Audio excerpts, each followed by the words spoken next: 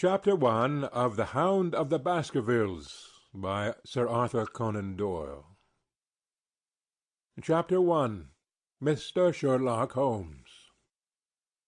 Mr. Sherlock Holmes, who was usually very late in the mornings, save upon those not infrequent occasions when he was up all night, was seated at the breakfast-table.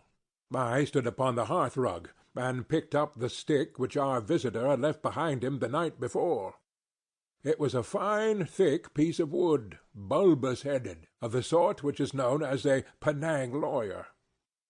Just under the head was a broad silver band, nearly an inch across.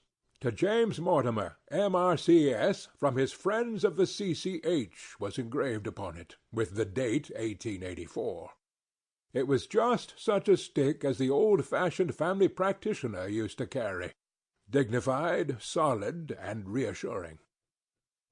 "Well, Watson, what do you make of it?" Holmes was sitting with his back to me, and I had given him no sign of my occupation. "How did you know what I was doing? I believe you have eyes in the back of your head." "I have at least a well-polished, silver-plated coffee-pot in front of me," said he. "But tell me, Watson, what do you make of our visitor's stick? Since we have been so unfortunate as to miss him, and have no notion of his errand, this accidental souvenir becomes of importance. Let me hear you reconstruct the man by an examination of it." "I think," said I, following as far as I could the methods of my companion, "that Dr. Mortimer is a successful, elderly medical man, well esteemed, since those who know him gave him this mark of their appreciation." "Good," said Holmes. "Excellent.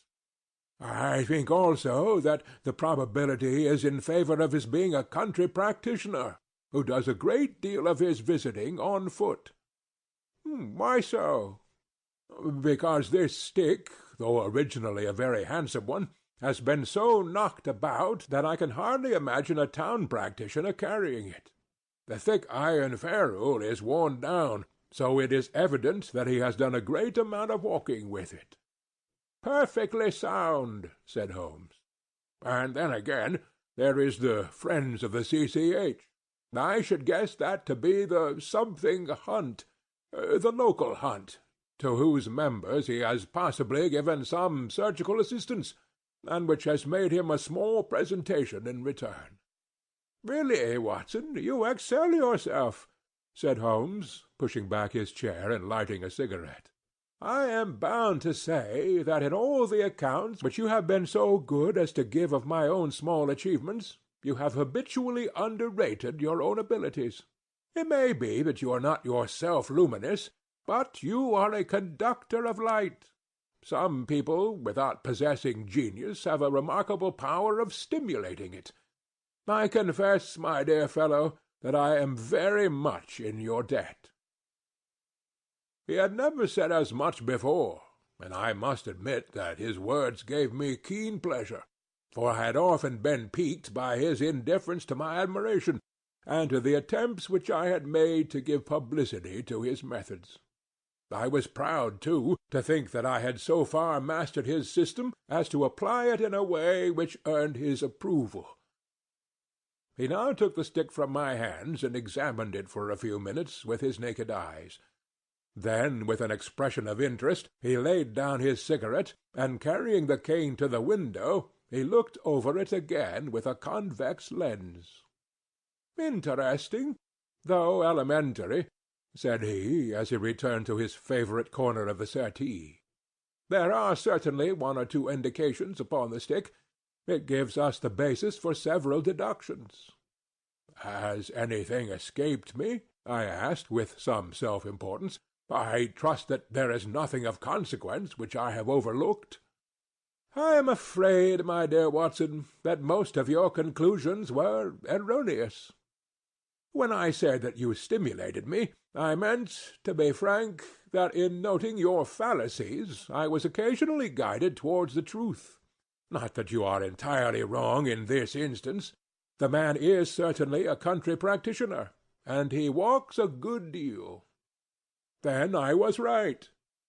To that extent, But that was all. No, no, my dear Watson, not all. By no means all. I would suggest, for example, that a presentation to a doctor is more likely to come from a hospital than from a hunt, and that when the initials C.C. are placed before that hospital, the words Charing Cross very naturally suggest themselves. You may be right. The probability lies in that direction. And, if we take this as a working hypothesis, we have a fresh basis from which to start our construction of this unknown visitor. Well, then, supposing that CCH does stand for Charing Cross Hospital, what further inferences may we draw? Do none suggest themselves? You know my methods. Apply them. I can only think of the obvious conclusion that the man has practised in town before going to the country. I think we might venture a little farther than this. Look at it in this light. On what occasion would it be most probable that such a presentation would be made? When would his friends unite to give him a pledge of their good will? Obviously, at the moment when Dr. Mortimer withdrew from the service of the hospital in order to start a practice for himself. We know there has been a presentation. We believe there has been a change from a town hospital to a country practice. Is it, then, stretching our inference too far to say that the presentation was on the occasion of the change? It certainly seems probable. Now, you will observe that he could not have been on the staff of the hospital, since only a man well established in a London practice could hold such a position, and such a one would not drift into the country. What was he, then? If he was in the hospital, and yet not on the staff, he could only have been a house surgeon or a house physician, little more than a senior student. And he left 5 years ago. The date is on the stick. So, your grave, middle-aged family practitioner vanishes into thin air, my dear Watson, and there emerges a young fellow, under 30, amiable, unambitious, absent-minded, and the possessor of a favourite dog, which I should describe roughly as being larger than a terrier and smaller than a mastiff. I laughed incredulously as Sherlock Holmes leaned back into his settee and blew little wavering rings of smoke up to the ceiling. As to the latter part, I have no means of checking you, said I, but at least it is not difficult to find out a few particulars about the man's age and professional career. From my small medical shelf I took down the medical directory and turned up the name. There were several Mortimers, but only one who could be our visitor. I read his record aloud. Mortimer, James, M.R.C.S., 1882, Grimpen, Dartmoor, Devon. House surgeon from 1882 to 1884 at Charing Cross Hospital. Winner of the Jackson Prize for Comparative Pathology, with essay entitled Is Disease a Reversion? Corresponding member of the Swedish Pathological Society, author of Some Freaks of Atavism, Lancet 1882, Do We Progress? Journal of Psychology, March 1883. Medical officer for the parishes of Grimpen, Thorsley, and High Barrow. No mention of that local hunt, Watson, said Holmes with a mischievous smile. But a country doctor, as you very astutely observed. I think that I am fairly justified in my inferences. As to the adjectives, I said, if I remember right, amiable, unambitious, and absent-minded. It is my experience that it is only an amiable man in this world who receives testimonials, only an unambitious one who abandons a London career for the country, and only an absent-minded one who leaves his stick, and not his visiting card, after waiting an hour in your room. And the dog has been in the habit of carrying this stick behind his master. Being a heavy stick, the dog has held it tightly by the middle, and the marks of his teeth are very plainly visible. The dog's jaw, as shown in the space between these marks, is too broad, in my opinion, for a terrier, and not broad enough for a mastiff. It may have been Yes, by Jove, it is a curly-haired spaniel. He had risen and paced the room as he spoke. Now he halted in the recess of the window. There was such a ring of conviction in his voice that I glanced up in surprise. "My dear fellow, how can you possibly be so sure of that?" "For the very simple reason that I see the dog himself on our very doorstep, and there is the ring of its owner. Don't move, I beg you, Watson. He is a professional brother of yours, and your presence may be of assistance to me. Now is the dramatic moment of fate, Watson, when you hear a step upon the stair which is walking into your life, and you know not whether for good or ill. What does Dr. James Mortimer, the man of science, ask of Sherlock Holmes, the specialist in crime? Come in." The appearance of our visitor was a surprise to me, since I had expected a typical country practitioner.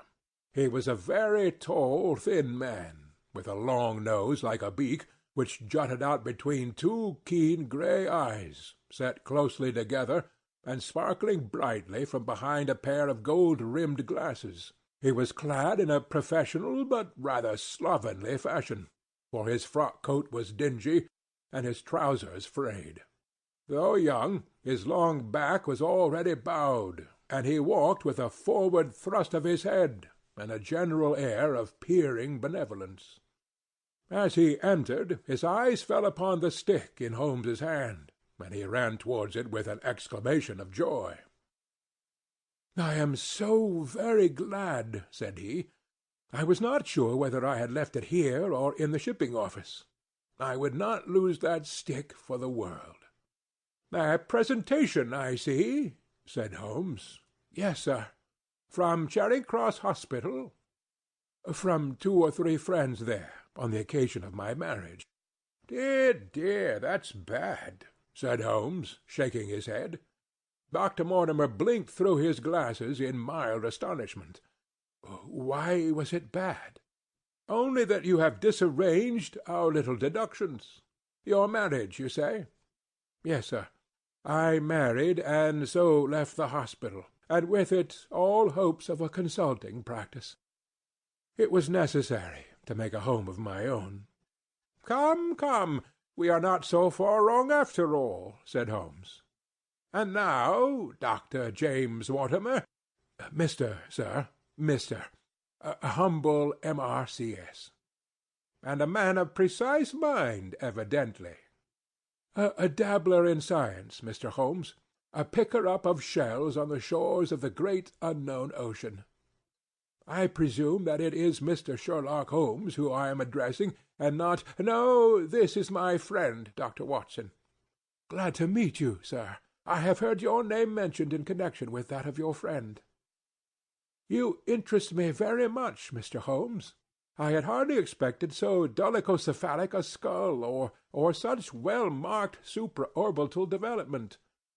Would you have any objection to my running my finger along your parietal fissure?"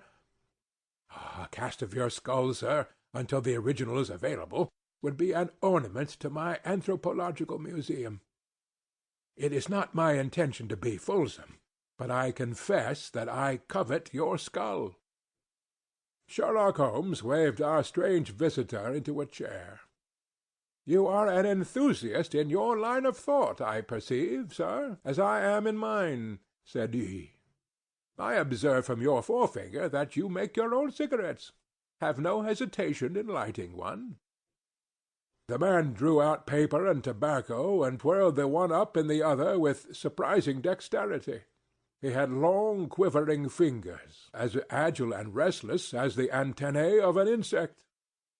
Holmes was silent, but his little darting glances showed me the interest which he took in our curious companion.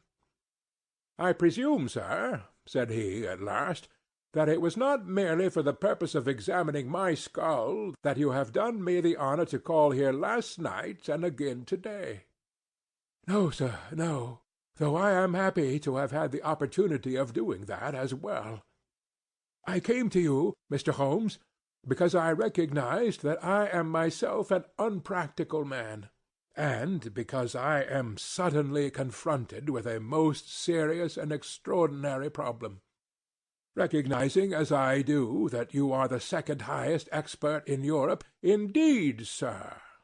May I inquire who has the honor to be the first? Asked Holmes with some asperity. To the man of precisely scientific mind, the work of Monsieur Bertillon must always appeal strongly. Then had you not better consult him? I said, sir, to the precisely scientific mind. But as a practical man of affairs, it is acknowledged that you stand alone. I trust, sir, that I have not inadvertently— Just a little, said Holmes. I think, Dr. Mortimer, you would do wisely if without more ado you would kindly tell me plainly what the exact nature of the problem is in which you demand my assistance. End of chapter 1.